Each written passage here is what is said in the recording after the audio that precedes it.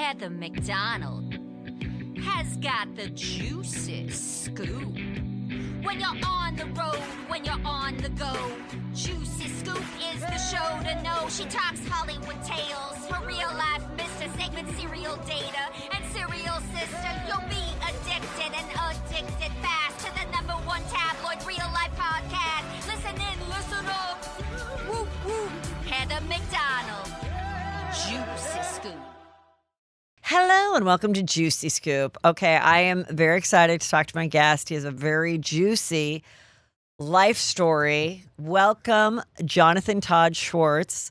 We're going to get all into it, but you were a financial manager for huge celebrities in LA, in which you went to prison for stealing from them and to support a drug habit. And really your redemption story today, part of it being on Juicy Scoop. But yeah, just tell me a little bit, because I'm so intrigued. When I was pitched your story, I was like, yeah, I want to know about this. So like, you're a good looking guy, you know, what was your background? Did college? How did you get into financial management of celebrities? Yeah, great question. So going to college, I knew I always wanted to be an accountant. A CPA, because I had 7 cousins in my family that were CPAs. And frankly, that was probably the only subject that I was good at in school, both in high school and college. But I really loved numbers. Because Where did you grow up? I grew up in upstate New York, the Catskill Mountains, where there are a lot of comedians. Yeah. At least when I was growing up. Right. So when I graduated college, one of my cousins at the time was a preeminent music entertainment business manager. His specialization was touring and royalties and whatnot. And so I called him when I graduated college and I said, "Cuz, I'm ready to come work for you." He said, "No, you're not. You're immature, you're irresponsible. What do you know about business management? I want you to work for an accounting firm so that you could hone your analytical skills. And when I think you're ready, I'll give you a call." So fast forward 3.5 years, I got a job working in the financial district of San Francisco for a sole practitioner CPA. I did learn a lot. In hindsight, his suggestion, his advice was well worth it. In 1995, he called me and he said, "You're ready to come work for me." At this time, I was married to my high school sweetheart. I had the first of my 3 beautiful sons, and we were living in San Francisco, so we just got in our little Honda Accord, and we drove down south, and this was my entree into the entertainment world. You know, I was the first one in the office, the last one to leave, because I didn't want nepotism associated with me. I worked really hard. I didn't get paid very well, but for me, I viewed it as an opportunity to learn from my cousin, who I really respected at that time. I was like a pseudo mentor. Mm-hmm. And it's like, instead of, absent learning from him, I'd have to go to grad school and take out a FAFSA loan. So getting paid something was nice. And that's how I got started in the business. And so when you were there with your young family in the late 90s and you're living in LA, so were you at all fascinated by the entertainment industry? Because you're on this kind of like drier side of it, working in business. Like, were you going to parties? What was that culture shock like? So I wasn't enamored by it at all, even initially. In 1999, my cousin's firm was acquired by Chase Manhattan Bank, now known as JP Morgan. And he asked me if I wanted to get into family wealth management, investment banking. I said, "Cuz, I love you. Thank you for the opportunity you afforded me and the family. But I want to, if I can, may I have your blessing to take a small book of business and join another firm." So in February of 2000, he had previously given me his blessing. I joined GSO Business Management, not as a business management partner, but just as a business manager, still young. And there became a time in 2000, sometime toward the middle of 2000, where a band called Linkin Park was looking for business managers. And so my former partner, Michael Oppenheim, may he rest in peace, he passed away a couple of years ago. And he was my favorite partner and someone whom I absolutely adored and looked up to, and hurt very much by my later poor choices we'll learn about. But they signed with us, and that was like my crossroad into like A-level clients. Prior to that, I would say like B-level, because I was still young in the business, and You have to earn that within the industry. Now, I have never had a business manager. You know, my husband and I, we handle our own things. But if I didn't have my husband, I probably would have wanted one, to have one, because there's just so much that goes into making sure that you set up things right and, you know, pay the taxes right and everything. But hearing that people give this power to people and then they take advantage of them, or they find out they never filed taxes for them, or whatever the case might be, it happens a lot. So, like, how does it really work? If back in the day you were going to work for me, is it like you pay my mortgage, you pay everything, every check goes to you, and I either can check it or I can just trust that, hey, can I afford this portion? Then you say yes or no, or like, how does it work? It works just like that, frankly. Okay. At least it did when I was in the business, Uh-huh. right? I'm hoping there are stronger internal controls today in the industry. I'm not connected to the industry anymore. So, but what I would recommend to your listeners is there should be dual signatures on checks. Your business manager had power of attorney or has power of attorney. That's how I eventually started making those poor choices, because I had power of attorney. But had there been stronger internal controls, such as like a second signatory over a certain threshold, Like over like $10,000. Yeah. $10,000, you know, the client signs it along with the partner, and now you have safeguards in place. There were no safeguards in place. Unfortunately, there were no safeguards in place. And I mean, you're working with traveling musicians that are artists. So, I mean, I'm guessing this is kind of an easy way to start to swipe. So where do you go from being legit and doing everything right to just, like, when was the first time you just were like, well, they're not going to miss this? Like, what was the first indiscretion that you made as their manager? Yeah, I would say so. In 2000, like I said earlier, when I joined this firm, shortly after a few years go by, 3-4 years, I become a partner. So now I'm building a really solid book of business. And frankly, I owe it to Lincoln Park, because that was that client where everyone kept saying how these guys are amazing. I had a big ego back then, yes. At the same time, I was humble to not take credit for an artist's success or even think that I was in the entertainment space, because I wasn't. Right. You're not booking them at the form. You're just collecting the checks and making sure they get paid on time. And yeah, we're doing the risk management with insurance. We're doing their tour accounting, their Okay. royalty accounting. The bookkeepers are paying their bills and collecting income. And ultimately, I'm responsible when they go on tour for presenting them with the tour budget, and does that meet their expectation with respect to the profit margin? right. And if it does, great. If it doesn't, then I need to modify it for Mm-hmm. them. But I never got enamored, to your original question you asked in the beginning, by celebrities. So we represented music clients, film, TV, and professional athletes. And to be honest, I viewed it like they put socks and shoes on the same way you and I do. Right. And that's what I think did help me get a lot of the clients, because they knew I was not enamored by them. I treated them like I would treat anybody else. Right. I also shared with them, I'm not a yes business manager. So if you're going to ask me in your example earlier, if you can afford a Porsche, I'm going to say no if you can't. And I'm Yeah. also going to back it up with evidence to support that. So I was never enamored by it. The crossroad came in my career probably about 10 years into my 20-plus year career. Around 2009, 2010, I was coaching my kids' youth sports teams in Agora Hills. And I met this assistant coach, and he said, "Do you want to place a bet?" And I said, "Sure, I'll place a bet. I love sports." So I placed a small bet, and that bet. On like an NFL game or something? Yeah, I was a Okay. sports bettor. Okay. So I bet on. I was a degenerate gambler. And prior to that, you weren't into gambling? I gambled twice prior to that, in like sort of like a binge, but not in moderation. Okay. I was not considered a compulsive. So how gambler. much were you betting? At this point in time, when the gentleman, the assistant coach, asked me, that's actually too nice of a comment to call him a gentleman. Yeah. When this, what I would like to say, asked me to place that first bet. It was small bets. It was like $50 to $100. Okay. Call it on day one of a 7-day week. But by the end of the week, it became $50,000 bets or this type of bet. And now I had to make a decision. Because with a gambling addiction, it's the high of, because at one time you did get $50,000. Rarely. So So you couldn't limit yourself. Like, when we go gamble at a casino, whatever, it's always like, okay, we took out $300 to $500. When we're done with that, we're done. But obviously with an addiction, you can't set the limits, just like an alcohol addiction where you're like, yeah, I'm not gonna have more than 3 drinks, Right. So Yeah, so my father left me when I was 4, and he was a gambling addict, a cocaine addict, and made some poor choices, and I never really wanted to be like him. But now as a therapist, I understand, and I don't use this as an excuse at all. In fact, I own all the mistakes that I make, and I really believe in taking personal accountability.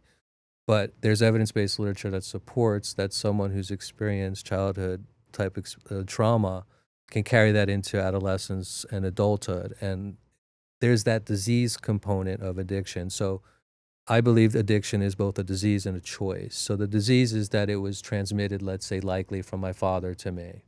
The choice became my choice, right? So I don't blame it on the disease. I blame it on my poor choices when I became addicted to gambling.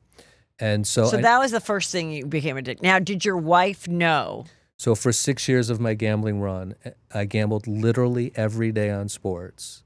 And at that time, is it your own money, or are you starting to dip into the business money, the account, your clients? So the first time I took money from Atlantis was that moment where I decided I can take the money from myself, because now I'm making 7 figures a year. We're doing really well. We have this, the American dream of a beautiful home in Agora Hills. The kids are, we're going on vacations, but money never brought me happiness because now I'm starting to gamble. And now I'm violating my client's fiduciary responsibility. So I should have taken it from my own bank account rather than quote unquote borrow it, or otherwise the truth, stealing it, with the intent to pay it back. What was like the first time, and what did you tell yourself the first time you did this, which you knew was wrong? What was the conversation that made you convince yourself to do this? The conversation in my head using self-talk was, I'm just going to borrow this from Atlantis for this week. And I'm going to pay her back. It was like $25,000. Okay. Week 1 losses. And then I'll pay her back next week. Right? But pay her back next week meant I'm going to gamble more next week. And was it always sports games through a private bookie or what? Yes. It's through a bookie who was that coach that I mentioned earlier, that until about after 4 years, I realized he was taking advantage of me, because a bookie generally collects 10% of your losses plus your loss principal. He was collecting not only that from me, but if I ever won, which was rare, he would take 10% of my winnings. But because the amount of money that I was betting, hundreds of thousands of dollars now a day, no one else would take my bets. So I kind of had to compromise. And how do you even do it? You call up the person? Like, how do you send the money to I don't even know how this works. So what happened was, now I have power of attorney, right? Yeah. So the sports world is Monday through Sunday. Okay. On Sunday night, and every night for 6 years, I can't sleep because I know what I'm doing is outside of... And your wife has no clue. Not only does my wife have no clue, I've shared this with nobody. And how were you sleeping at night? I wasn't. So for 6 years, I struggled to sleep. I had to sometimes take sleeping aids. Nobody knew. I hid this dark secret from everyone. I still hadn't dealt with my childhood trauma that was suppressed inside. I was living in fear every day, and I was living a double life. So to the outer world, I presented myself as Superman, this conservative business manager wearing a suit every day. And the moment I would get home, I'm now want to go and just cry. How could I do this? I thought I had a moral compass. How could I have such a great opportunity to provide for my family, yet here I am as a degenerate gambler. And I hated gambling, but I'm chasing it. Because the mindset of a gambler is one of grandiosity. It's summer, but let's talk about sweat. And if you're not wearing the right underwear, it gets real uncomfortable real fast. That's why I swear by MeUndies. Their micro-modal fabric is legit magic. Super soft, breathable, and somehow just stays cool even when it's 90 degrees and your AC is losing the battle. And they've got everything from briefs, boxers, cheeky cuts, bralettes, you name it. Plus, their summer prints are so ridiculously cute and fun. Think tropical vibes, popsicles, even pool floaties. Your underwear drawer deserves a vacation too. I got the cutest bra and undies matching set. that are like a light pink with like little cute tiny champagne glasses and bottles all over it. And I love how it looks under a little tank top. Just makes me happy when I put it on. Who doesn't want champagne in the summer? I also love that it's responsibly sourced. They use sustainably sourced materials and work with partners that care for their workers. With more than 30 million pairs sold and 90,000 five-star reviews, MeUndies are an essential summer must-have for every drawer. Right now, as a listener of Juicy Scoop, you can score sizzling summer deals like up to 50% off at MeUndies.com/JuicyScoop. Enter promo code Juicy Scoop. That's MeUndies.com/Juicy Scoop. Promo code Juicy Scoop for up to 50% off. MeUndies, comfort that's made for summer. Thank you to everybody who said, Heather, you looked so snatched in all your photos from your 10-year anniversary Juicy Scoop parties. Well, the secret is Honey Love. Yes, I was wearing my favorite Honey Love power short. It comes right underneath my boobs. It sucked in my middle. It lifted my butt, and it was seamless under the dress. And I was so comfortable. I didn't have that feeling where I was just dying to take it off when I got home. You couldn't see it through the dress. I didn't feel like it was suffocating me. I could eat. I could drink. I absolutely love it. And so I want you guys to know that if you are still dealing with underwire pokes or bras that feel like body armor, it is time for a serious upgrade. And Honey Love makes the best wireless bras that feel like a second skin. They're lightweight, they're breathable, and perfect for those hot summer days. Whether you're rocking a t-shirt, a tank top, a breezy sundress, the bras give you just the right amount of lift without the squeeze, thanks to years of research, development, and testing. Treat yourself to the most comfortable and innovative bras on earth and save 20% off site-wide at honeylove.com/juicy. Use our exclusive link to get 20% off, honeylove.com/juicy. After you purchase, they're going to ask you where you heard about them. Please support Juicy Scoop and tell them I sent you. Experience the new standard in bras with Honey Love. There's been some stories in my years of just being like a mom in the neighborhood where there'd be like some juicy gossip of, oh my God, now this woman hates this woman because her husband's a secret bookie and she found out that he's betting through. Like, did any of that happen where there were other guys in your circle that were businessmen that were using these and getting into a bad spot? There were, and probably still are, people in the entertainment community who are embezzling money from clients. Not just embezzling, I mean the betting part. Oh yeah, there's always gamblers. Yeah, there's many gamblers, but I never associated with them because I isolated so that I can keep this secret from everyone. Like literally nobody knew. So you just call the bookie guy and you're like, I'm wiring you 50 grand to bet on this NFL game. No, it's worse than that. So Sunday night, now I know how much I owe the bookie. Okay. Because I lost for all the loss from the previous week, Monday through Sunday. So now I really can't sleep. So do you think maybe you weren't making good bets? Or there's just no way. It's obvious it's gambling. There's no way to know what the team. But I mean, aren't you kind of betting on like the team because the player's this person or the odds or all that stuff?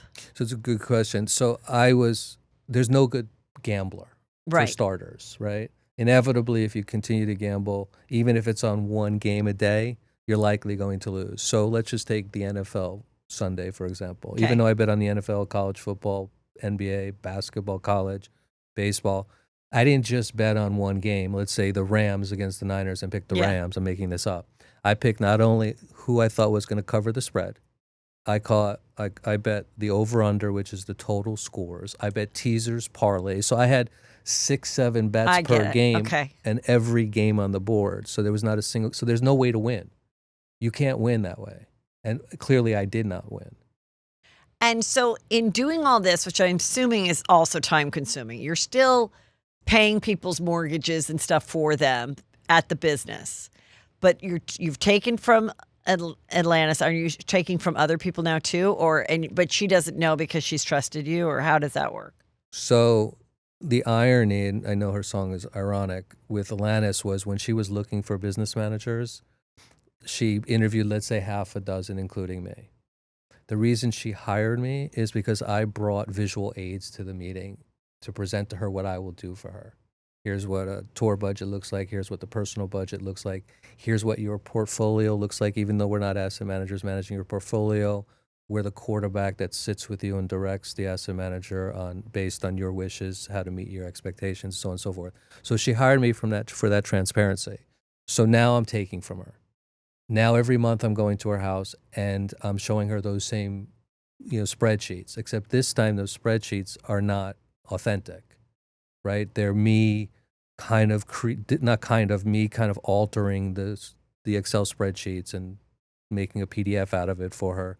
And then afraid every time I walk in there that she's going to ask me for a source document, i.e. a bank statement, so that she could reconcile on the statement to what I'm presenting to her. And she didn't. And unfortunately, because I wish she did, I would have been caught a lot sooner. Or I wished I had asked for help, but I never had the courage to ask for help. So none of the other people working with you knew? Nobody, not my former partners, not my employees, literally nobody, because I didn't want anybody to know. And then besides her, how many other clients were you also dipping into? About 4 or 5 more, a total of 5. Some say 6. I would say 5. And when does it all come crashing down? So in 2015, early 16, I'm in Tampa Bay. Beyonce is doing her rehearsals at the Raymond James Stadium in Tampa Bay. And she's your client? She's my client for the Lemonade Tour. And I'm responsible for her, meeting the profit margins that we talked about earlier. And I get a call from my former partners. At this point, in the fourth quarter of 2015, Alanis fired me. And I became really careless. I just told the bookkeeper, give her anything she wants. I'm not even going to fix anything. I want to get caught at this point. And she fired you because she did realize there was something funny going on? Or what did she realize to fire you? What I've been told is when she originally fired me, she fired me because I wasn't giving her the attention I once did. Oh. And that's... So she didn't even know that... Not yet. Okay. Not yet, but and she's not wrong. I didn't give her that attention because, to be honest, there were clients that were more relevant at that time that needed more of my time than, let's say, she did. And no disrespect to her. I think she's incredible, but that's just the truth. But that's the way I always say, that's the way it is with agents and managers, even if they're just on the creative side, not a financial side. It's like anything else. It's kind of like a boyfriend. In the beginning, they're like trying to woo you and they're really into you. And sometimes it is a marriage and you're with them for 30 years. And sometimes after 3 years, you're like, I need to get a new boyfriend that's going to be excited about me again. Right. So, yeah. Right. And so here I am in Tampa Bay and my partners say, Alanis is asking, by the way, Alanis went and hired my cousin's firm. So he left Chase Manhattan Bank. Here's another. Did she know you guys were cousins when she went to him? I was told she did. Uh-huh. So she didn't use my cousin, but she used his partner, Howard. Okay. But I thought that was another ironic thing in this whole journey of mine. And they discovered that $4.6 million of the $7 million I embezzled was from Alanis. $4.6 million had gotten that high. It was, and I never thought it got that high. That's how naive I was. You weren't even doing the accounting on yourself. No, I was afraid to look.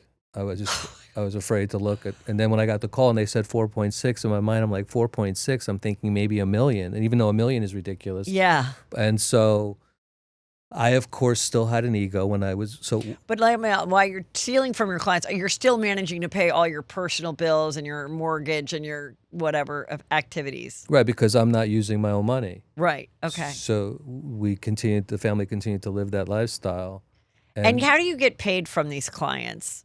So a lot of clients in business management, they pay us a percentage, like 5% of gross. Okay. But if there's certain clients that were making just way too much money, and I would approach them and say, instead of paying me 5% on gross dollars from all earnings, why don't we go to, let's say, the first $10 million will be at, 5%. The next 10 million would be at 3.5%, and then thereafter 1% in a calendar year. So you're being great. You're cutting them a deal, but you're also stealing from them. Not all of them, but okay, yes, some of them. Okay. To be fair, no, there were, but yes, a handful of them I was, yes, yeah, and I was obviously completely wrong. So they call you while you're at the Beyonce thing, and they're like, "What the fuck?" Or what do they say? How do they say it? Probably Ding-a-ling-a-ling? worse than what the fuck, but yeah, they said, Jonathan, Alanis is asking what this line item is of cash withdrawals for $4.6 million. So I immediately I'm in denial still, right? Right. By this time, I'm really heavy into cocaine as well. Now, how did that start? That started because I couldn't go live like this anymore. I couldn't live in fear in year 6. I literally can't. I'm having psychosis from sleep deprivation. I'm not being present for my kids. Like I can't do this anymore. But when did you like go from someone who, were you a casual drinker? Like what was your experience with drug and drinking before you got into gambling? So I was in college. I did cocaine maybe once a year. When I'd go home to New York, where I'm from LA on business trips, I'd do it once a year. At that point I could do it in moderation. But now I'm having suicidal ideation.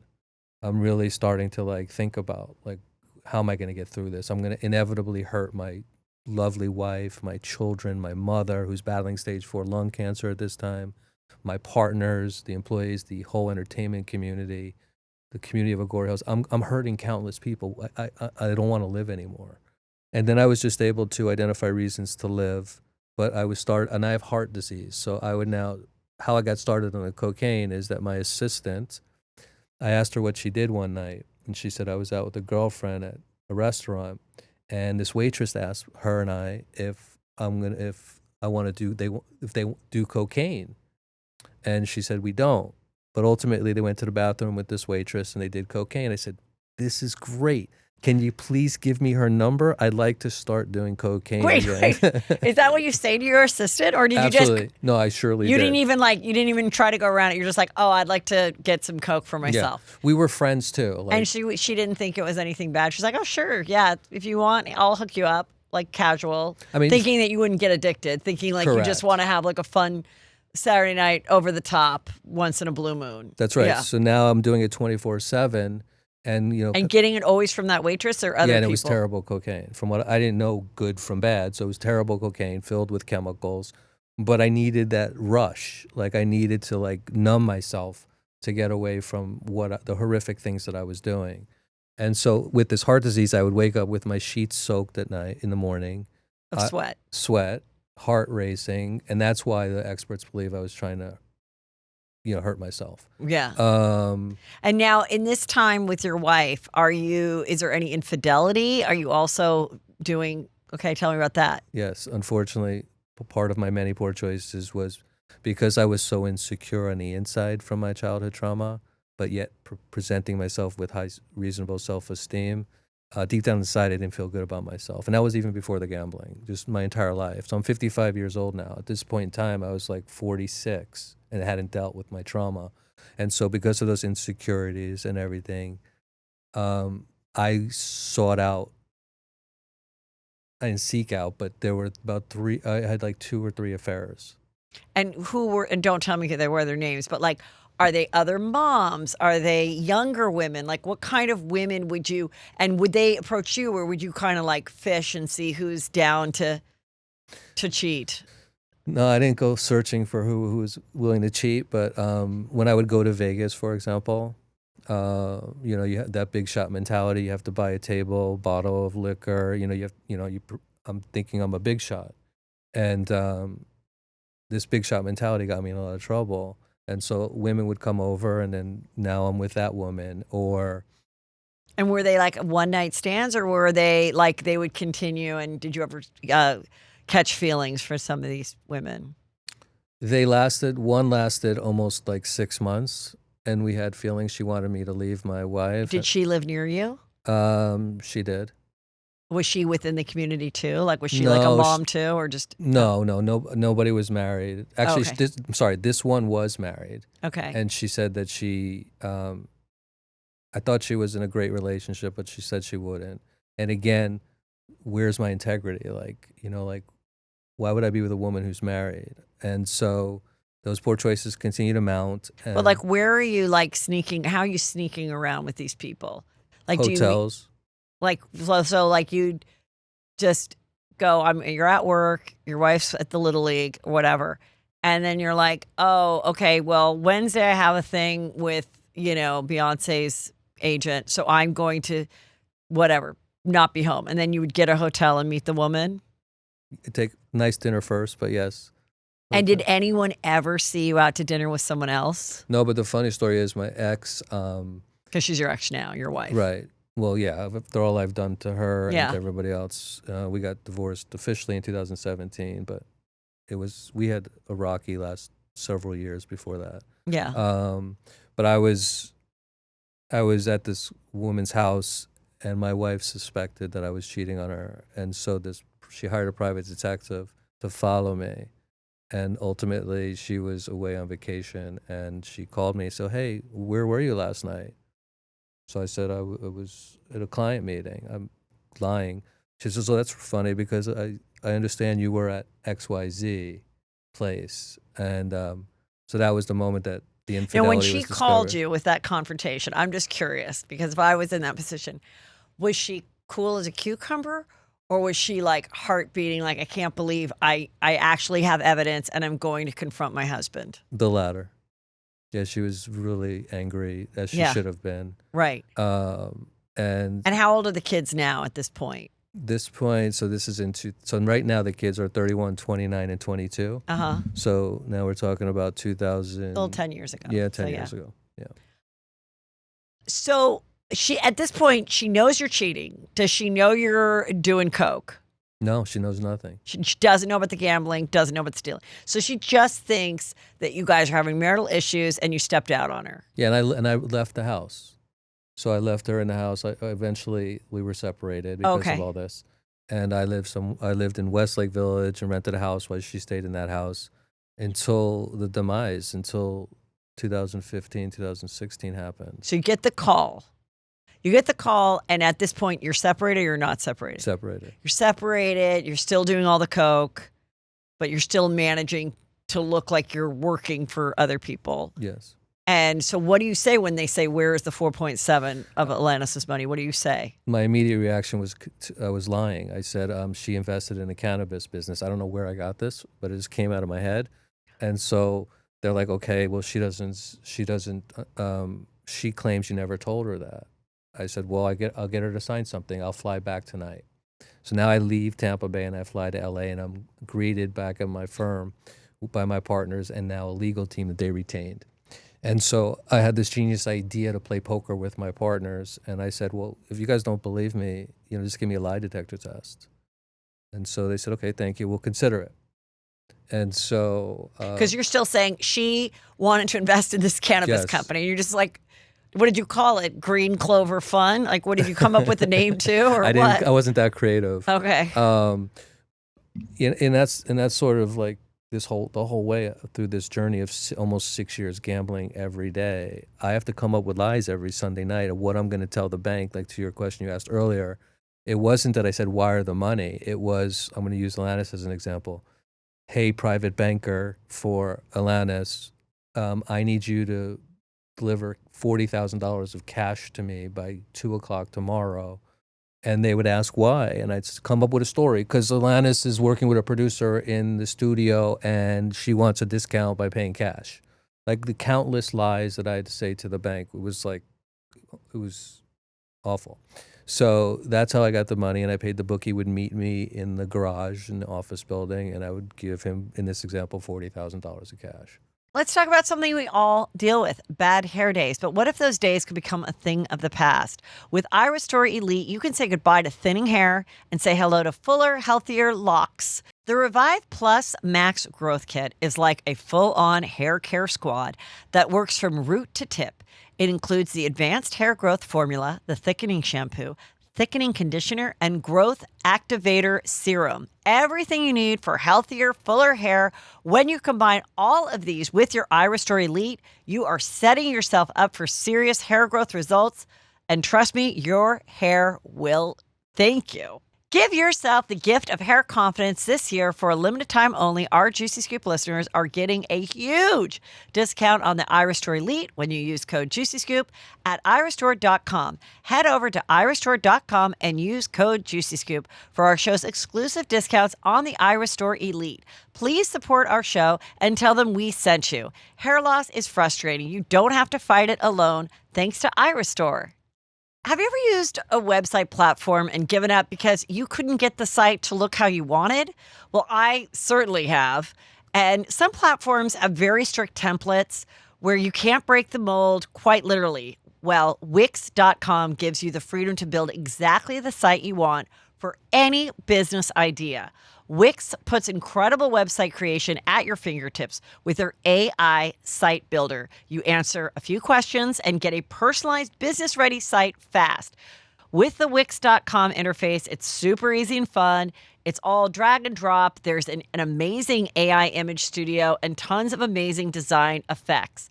Wix has been pioneering in website tech for almost 20 years. These guys seriously understand web design and what it takes to run your own business. Ready to create your own website? Go to Wix.com. That's Wix.com, Wix.com to start building your website today. Thanks to Wix for sponsoring our show, Juicy Scoop. And when someone who's a bookie knows they have got a whale, they have got someone who has endless amounts of money, who is addicted. Yes. Do they act like they're your best friend? Do they keep coming around, or does it ever turn sour? And they do you ever not pay them on time and they threaten to come kill you? What is that relationship like? First of all, I believe most people in the entertainment space are phony. Mm-hmm. Okay, and this, despite me being completely an awful human being for, call it 6 years, one of the things I was able to do, and I still do, is when I got caught, I was seeing an Eastern Western medicine doctor. And once it became public, he called me and he said, I want you to meet me at a house, Jonathan, tomorrow, but I want you to wear a suit. So it's my doctor. So I go to this house and I walk in. I know nobody. I don't even know where the doctor is. And I look outside and there's a funeral going on in this homeowner's backyard.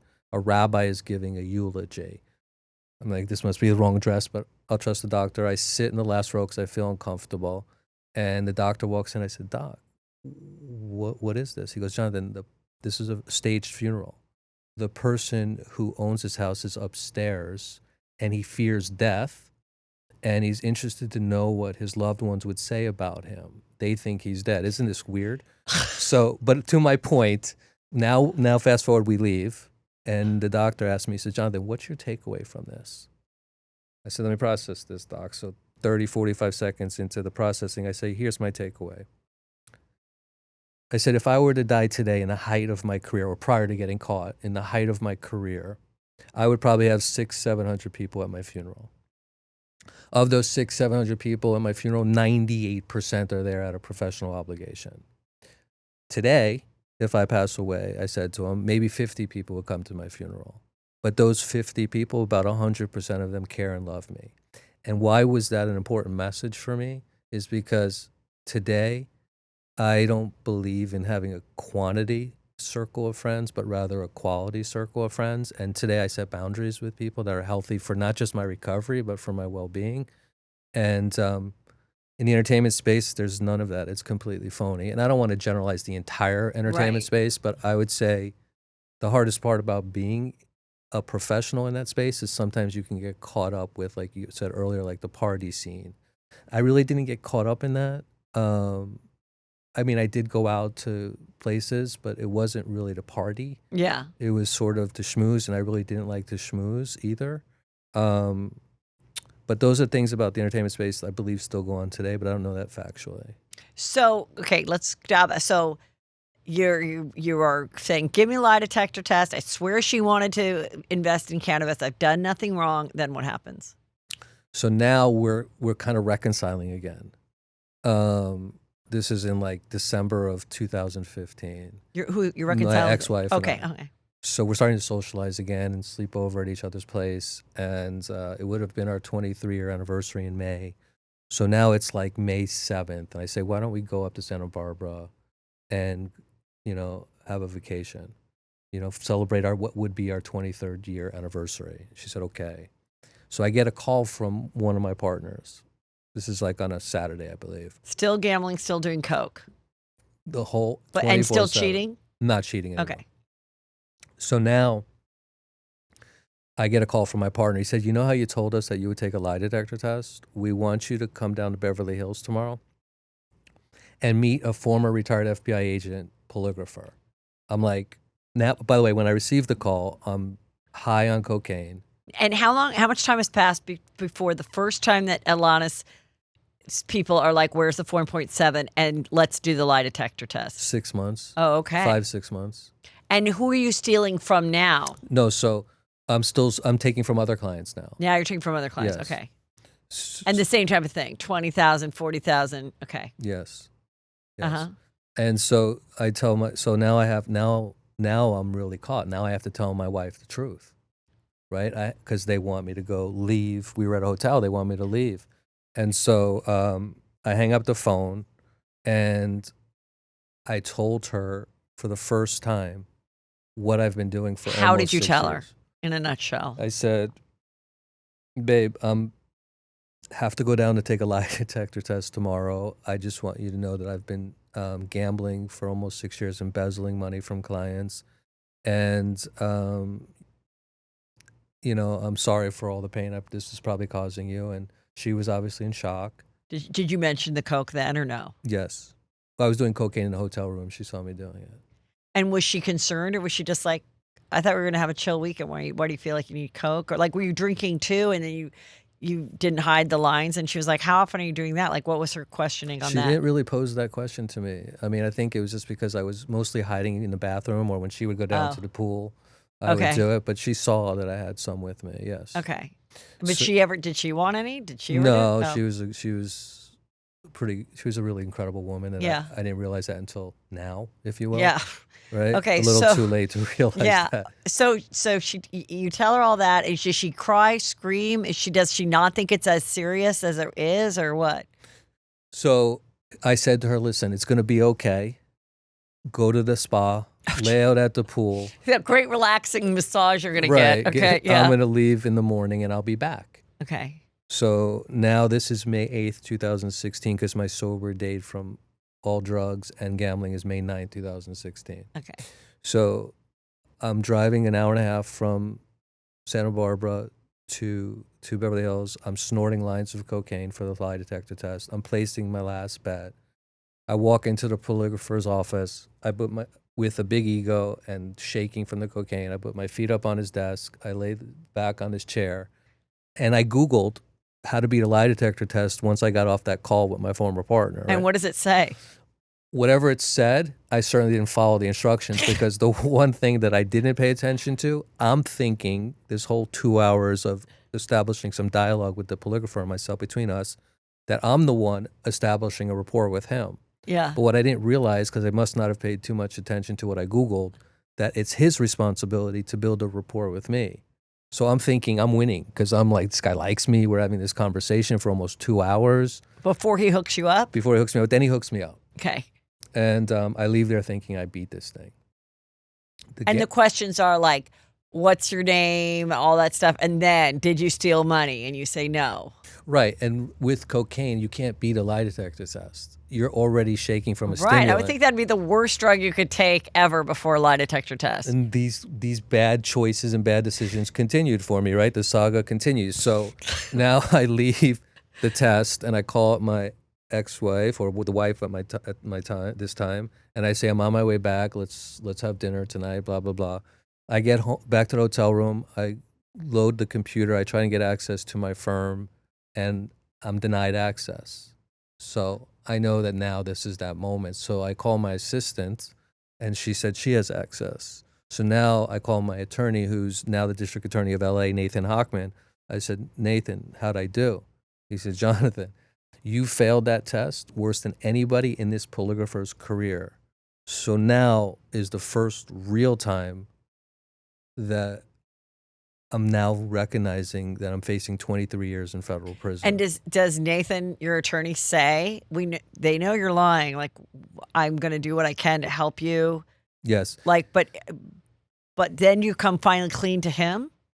Oh, yeah. So he said, here's what you're going to do, Jonathan. You're facing 23 years. You need to come to my office tomorrow with your wife, and we need to figure out a strategy. And thankfully, he was able to negotiate a 4 to 6 year plea agreement on what could have been a 23-year sentence. And how much time between going to his office that next day after failing the FBI test, the polygraph test, and you accepting that you're going to do 4 to 6 years? Like, how much time goes by? A year. So this was in May of 16. And May 3rd, 2017, I was sentenced to 6 years in federal prison. And leading up, knowing that you're definitely going to have to do some time, how do you, I mean, there's like a comedy about that where like Will Ferrell like talks to people because he has to go to like white collar crime. Did you talk to people of what jail you or prison you might go to, and like how you would get through those years and keep a relationship with your sons? Like, what did you do leading up to that? I hired a prison consultant. Oh, so you did, just like the movie. Yeah, I hired a prison consultant because, I didn't know anything about prison. Like, my first question was, am I going to get raped? Yeah. And my younger son was really scared and he was concerned. So I wanted him to hear what this consultant was saying. And we basically chose that the facility that I should ask for at sentencing is called Sheridan Federal Prison Camp in Sheridan, Oregon, because it's the only West Coast camp that has a residential drug and alcohol program, and I can get a year off my sentence if I complete the program. And so I did after 2 years up in Sheridan, Oregon, and then I transferred on Conair, which was awful experience. Where you really have to be like in the shackles on a plane with only prisoners? Prisoners of all security levels. So now it was really scary. Yeah. And I'm vegan, and they're offering bologna sandwiches, and I would maintain my veganism in prison, so I ate a lot of rice and beans, and that was pretty much it. And so now I transferred to Taft at this point, which was a federal prison camp. It was the only private federal prison camp in the country. Where is that located? It's near Bakersfield. Okay. And that's not governed by the Bureau of Prisons, so they have like their private COs. And I was there for 9 months because now COVID And was hit. That significantly better? Oh, so much better. I mean, there's better no such than thing the as Oregon better. one, or the Oregon one Oregon was okay? one was awful. It was dirty. They don't, it was just a bad experience. It was a bad experience. And so you weren't with like white collar criminals in Oregon? I was. Oh, you were? Yeah, I was with white collar criminals, and I was with drug dealers, nonviolent. And I got very close with the drug dealers. I got very close with all the inmates. There were about 450 plus inmates on the grounds. I led a victim impact program. And at this point now, I've accepted my crime. I'm in prison. And like, how often would you talk to, and between the time of you failing the test and telling your wife and going to prison, did she file, or were you together when you went to prison? So now I'm going to criminal court for my sentence and family court for my divorce. So she did file Yes. shortly after. It was the worst year. Did you try to save it, or were you like, no, you should just divorce me and be free? I was still being disrespectful to her. Uh-huh. Like, it was just like, how could you like say these things in court when I'm going to be, sentenced to prison? And the truth is, today, as I reflect on all the things that I've done, she deserved a lot better than me. Yeah, I would think right? so. And she's happy today. I made amends when I came home to her. Now, did you leave her in financial ruins? Like, Yes. you didn't have any money. Like, what is she going to do? Did she have a career? So my brother helped her and my kids out financially. My mother and stepfather helped her out and the kids out financially. The government seized all the assets. There was no money. Did they even take like her jewelry and purses No, and things? they were very kind to her. She worked with the government. Okay. She sat on the government side during my sentencing. And that was hard to see, but today. But she had to give up the house? No, she let the house foreclose after about 3 years Okay. of my time being away, she hit survival mode. Yeah. She was incredible. She became a Reiki instructor, and she really stepped up to the plate to help the children as best she could and herself. And what was it like in your social circles? Did she have friends that stuck by her, or was everyone just like? No, most people stuck by her. It's not her fault. She didn't Right. know anything about it. And that's why, inevitably, during this journey, I knew I was going to get caught. And that's one of the main reasons why I never told her or anybody. I didn't want her to be a conspirator. I didn't want her to know anything. And the truth is that most people stood by her. And did she ever fly up with the kids when you were in Oregon? No, once that we still don't communicate to this day. Other than when I came home making amends to her on the phone.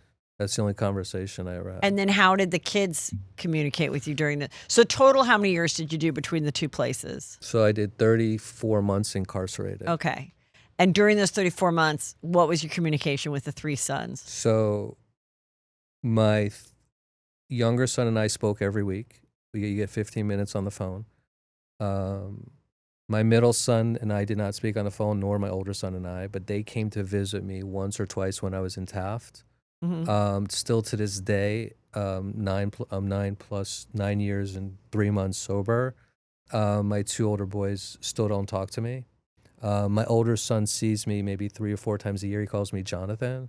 I hurt him, you know. Wait, you said that so wait, which sons you talked to? So my oldest and my middle son I don't communicate with, but with the exception of my older one who lives in Marina Del Rey, he calls me 3 or 4 times and we go and have lunch together. Oh, well, so then you do communicate. We do. I'm grateful that we speak 3 or 4 times a year. Middle one, nothing. Nothing. And are the boys close with each other? Oh, they're best friends. Oh, that's I'm good. so blessed to have And then the kids younger one you do talk to. every day, 4 or 5 times a day. Yeah. I mean, my biggest hope in life to this day is that my kids will come back in my life. Because they were my best friends. Like, they were literally my best friends, and then I embarrassed them.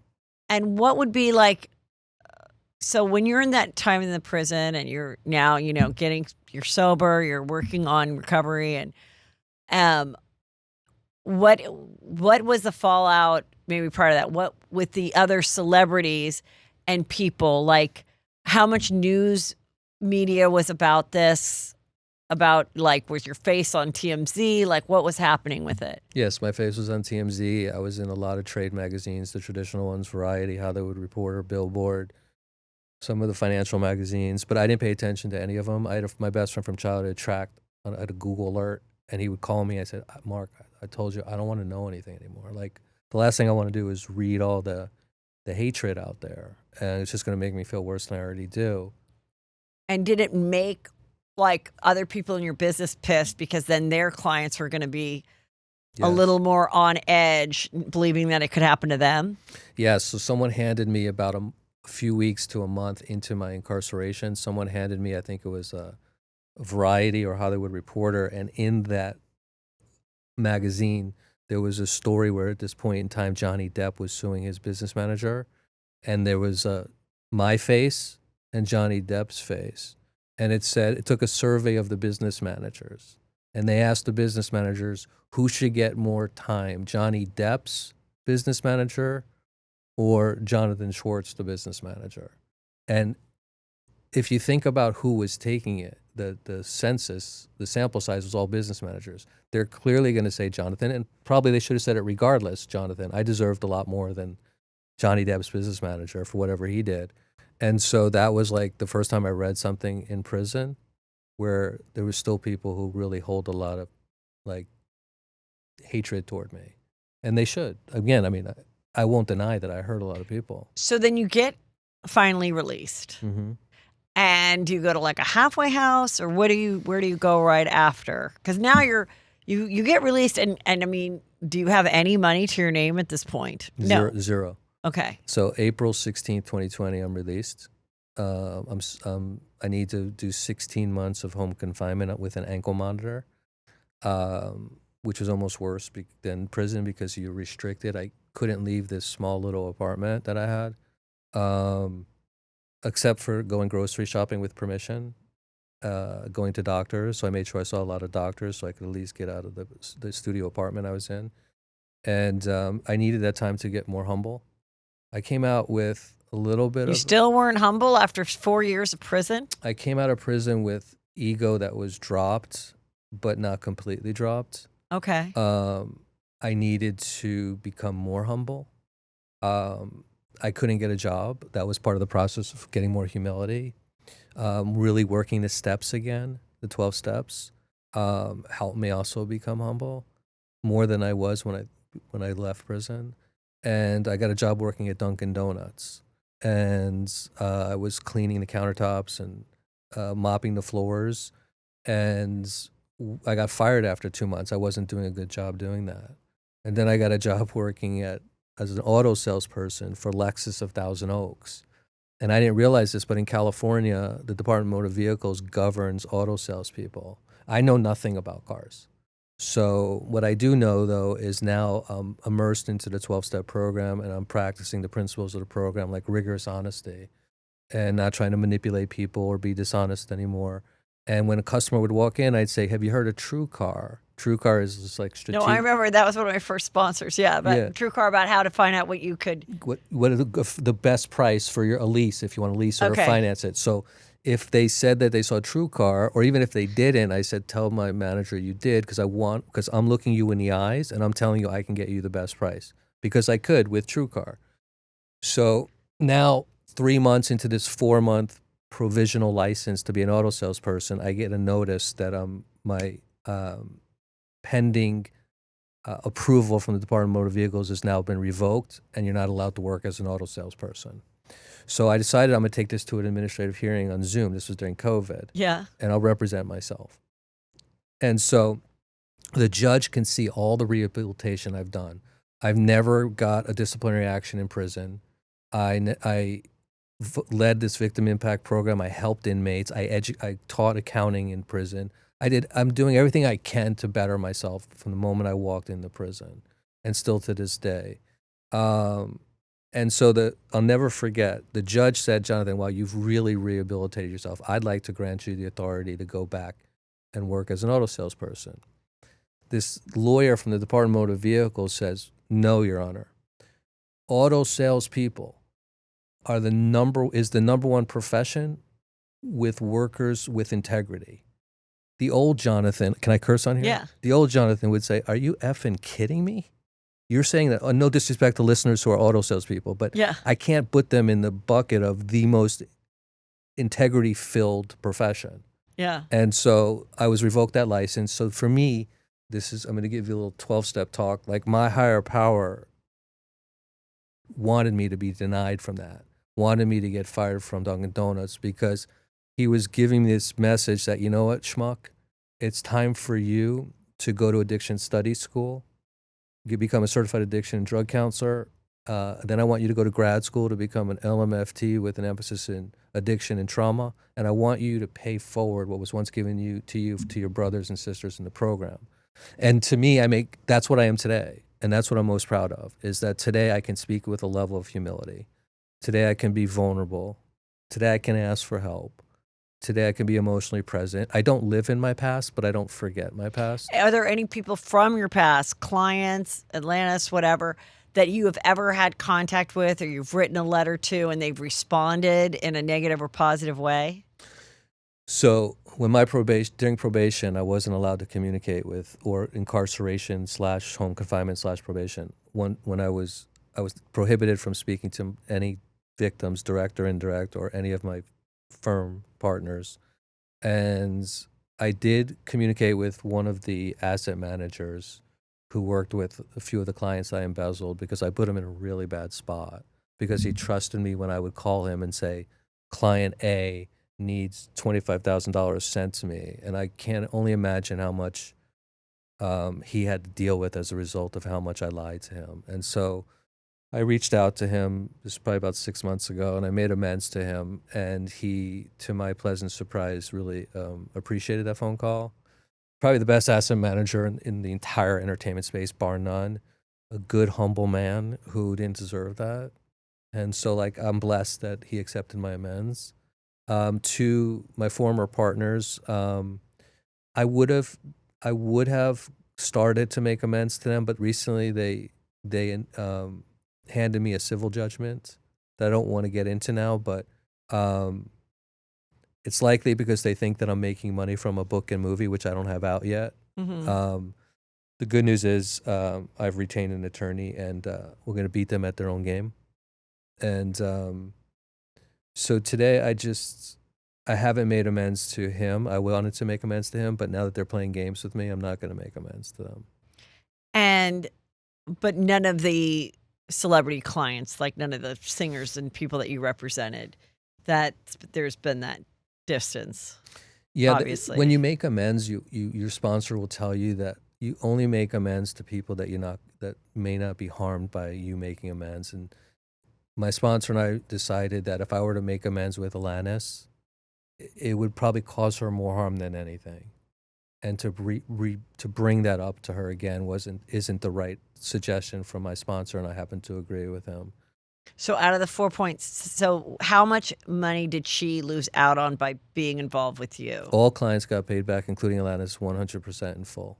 How did they get paid back? They got paid back by my firm and Lloyd's of London as well. Oh, okay. So that's why I pay restitution today on Towards that money. that pay those. Yeah, to Lloyd's of London and to my former partners. Oh, okay. And so now what, first of all, you have tattoos with like names. I'm assuming those are your kids. Yes. So when did you get those? Not in prison. When you got out? No, before prison. Before prison, Yeah. you were this straight-laced guy, or because you were like kind of hip with your tats and your cool Nobody glasses? wore a long sleeve shirt. I did it about a year before I started gambling. What this art is a lot of it's religious. So it's a Torah scroll. Oh, okay. It's the Israeli, the wall. Even though if you're a Jew, I thought you weren't supposed to have tattoos. You're not. So my rabbi wasn't happy with me. Oh, okay. Because in theory, I don't own my physical body. Okay. Right. So I'm not allowed to desecrate it. But all of this is Jewish tattoos and spiritual sayings. I probably do regret that I did it today. But again, I can't live in my past, because a person who's in recovery, to live in our past would not be healthy for our mindset. Right. So now tell me about like your day to day. So this is the place in which you are a counselor. Altus, is that pronouncing it right? Altus Rehab. Altus Rehab. So it's in Encino. We have 2 homes. There's 6 beds. It's like a beautiful house. Looks like a Real Housewife of Beverly Hills would live there. Definitely. It's a beautiful home. I'm a program director there. I'm a therapist there now. And I'm living like, I don't even consider it a job. Like, I can use my academia in grad school and addiction studies along with my experience to establish instant credibility with the clients that I see in sessions, because the way addicts' minds work, we have a lot of commonality. And even though I make very little money today, I literally am the happiest I've ever been. I live in a small 1-bedroom apartment. I struggle financially. I go paycheck to paycheck, barely can pay my bills. I get a lot of overdraft fees every month in my bank account, but that's a result of my poor choices. Like, I don't play the victim role. I don't play the woo me party. I mean, the truth is I own it. And it's something that I've learned to surrender to my higher power and accept that these consequences are a result of my choices. And what about your romantic life? What's that like? Today, I'm blessed to have a woman in my life who, she knows everything about me. She's accepted me for who I am. I don't believe in cheating. So when I got home from prison, this woman that I was sort of like engaged to. How did you meet her? Did you meet her while you were in prison, or you were dating her before you left? When I was separated in 2015 from my wife, we started dating. And she stuck with you all throughout the prison? No, she didn't. Well, I thought she did, but she didn't. So when I came home, I learned that she cheated on me.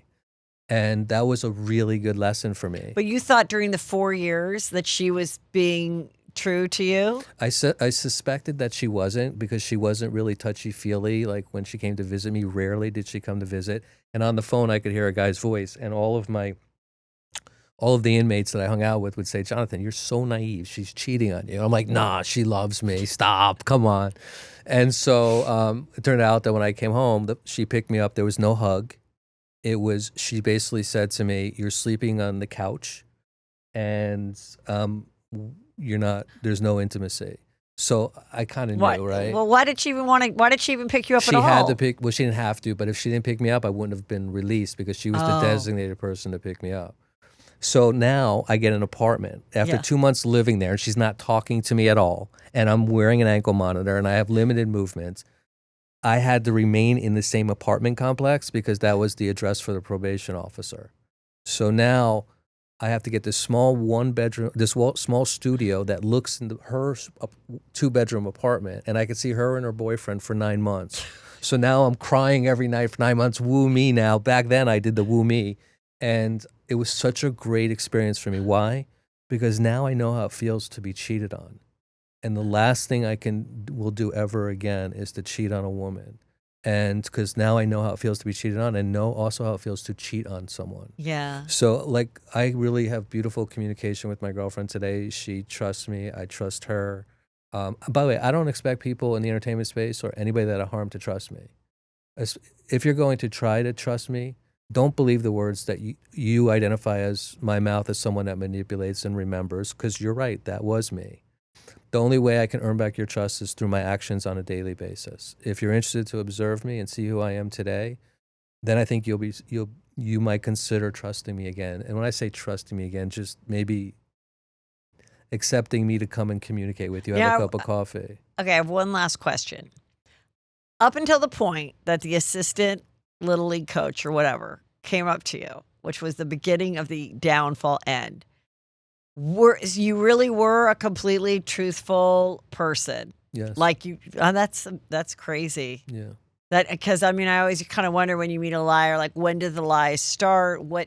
When can that happen? And yours truly was through the addiction. Yeah, but those 6 years were the worst 6 years of my life, including infidelity. And I could sit and laugh about it, for lack of a better word now, because the truth is, like I said, and I'll continue to say, like, I don't live in the past anymore, because I live in the present today. I don't think about tomorrow.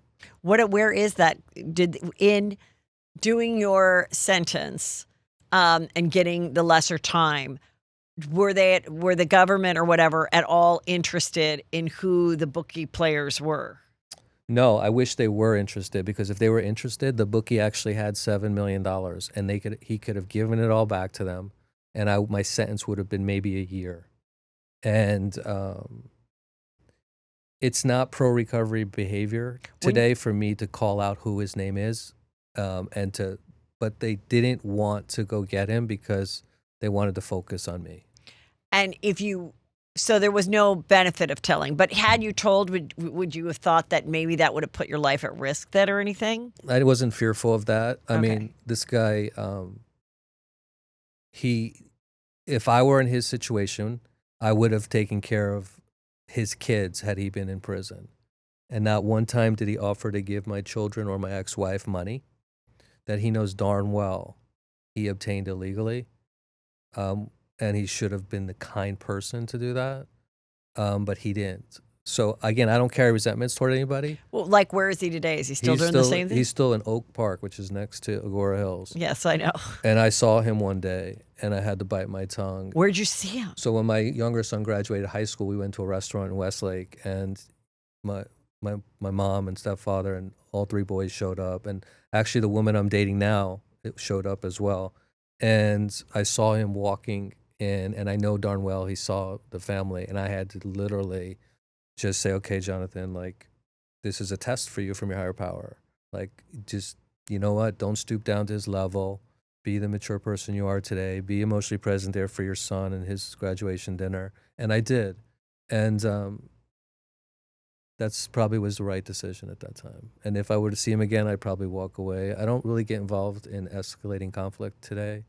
I try and live like a pretty flat lifestyle. I don't have too many ups and downs. Like, I view every challenge as an opportunity today for me to learn and to be a better human being and to help people not make the same mistakes that I made. Well, I really find it fascinating, and whatever you do in sharing your story, and like, I do see it like it could be a movie. It's very interesting and juicy, and kind of like a Wolf of Wall Street type of a thing. So I hope that if that's what you want, someone will, make it happen for you. But in the meantime, for anyone that's listening to this that want to know more about you and the place that you work, where can they find you? So they could follow me on my Instagram account called The Real Jonathan Schwartz. And they could also look up altusrehab.com. And it's spelled ALTUS? Yes, ALTUSrehab.com. If they need help, we'll be happy to help them if they're struggling with mental health or substance use.